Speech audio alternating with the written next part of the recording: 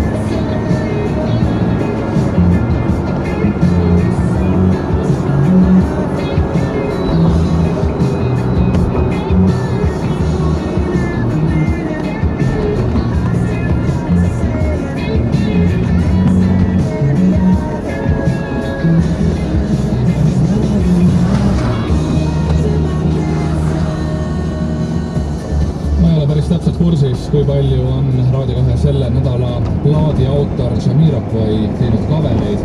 Tõenäoliselt mitte kuigi palju kui üldse, aga bänd, kes tänases kaverimängus kaverit esitab, on teinud lausa kaverite albumi, plaaditäie kavereid.